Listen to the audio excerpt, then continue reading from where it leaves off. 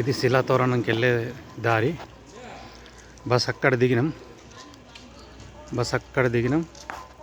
ఇవి షాపులు ఇప్పుడు ఓపెన్ చేస్తారు. ఇలా ముందుకెళ్తే శిలాతోరణం. ఇవి అండి శిలాతోరణాలు. అదేం కాయలు స్వామి చెట్టు?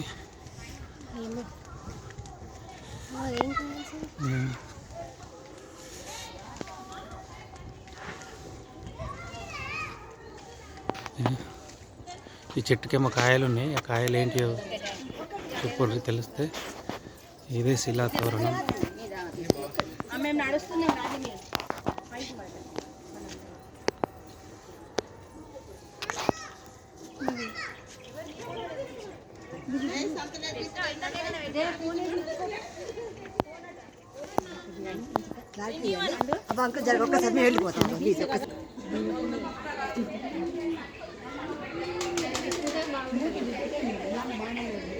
విప్పుతుంది కోళ్ళు.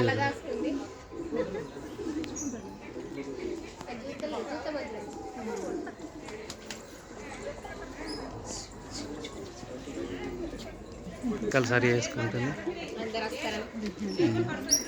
పొద్దున లేచి అది నెమలి రెడీ అవుతుంది. రెక్కలు సెట్ వేసుకుంటుంది.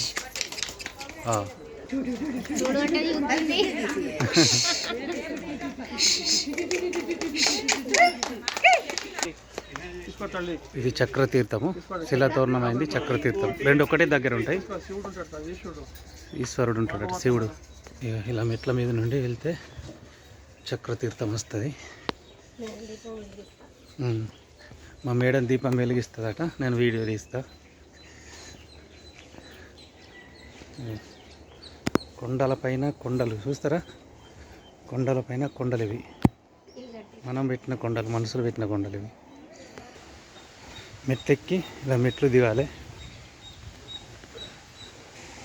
ఏమన్నా దీపం వెలిగిస్తానే దీపం తీసుకున్నది. ఇక దీపం వెలిగిస్తానే తీసుకుంది దీపమ్మ. నడిగా ఇది చక్రతీర్థం దగ్గర వ్యూస్. ఇది కొండల మధ్యలోకి వెళ్ళి వాటర్ వస్తుంది, జలపాతం. వర్షాకాలం ఫుల్ వస్తుంది. ఇది ఇలా మెట్లు ఎక్కాలి పైకి. చిన్న బ్రిడ్జ్ ఉంది. ఇలా మెట్లెక్కి పైకి వెళ్ళాలి. ఇలా లోపలికి వెళ్ళాలండి. మొత్తం బండాలు గుహ లెక్క ఉంటుంది. ఇక ఈ బండల మధ్యలోకి వెళ్ళి వెళ్ళాలి. ఎంత నున్నగా ఉంది చూడండి బండ. జారిపోకుండా ఇట్లా ఓళ్ళు కొట్టారు, జారకుండా మనసుని.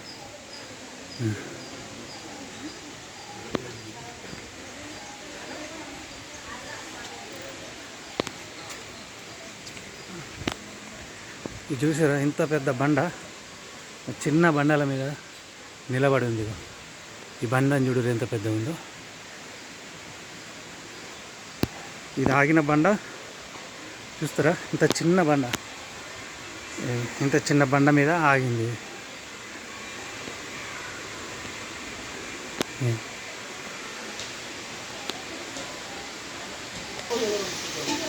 ఓం నమో వెంకటేశ్వర. చక్రతీర్థం దగ్గర శివుడు.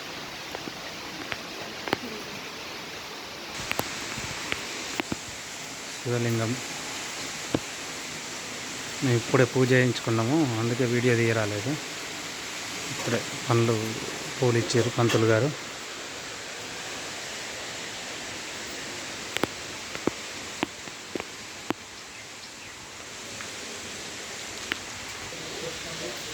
ఇప్పుడే పూజ అయిపోయింది, దీపం వెలిగించాను.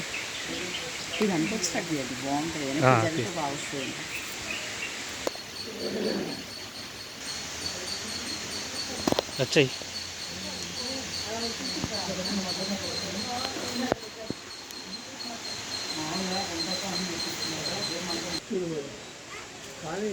ఇవన్నీ శిలలు సహజంగా ఏర్పడ్డాయి.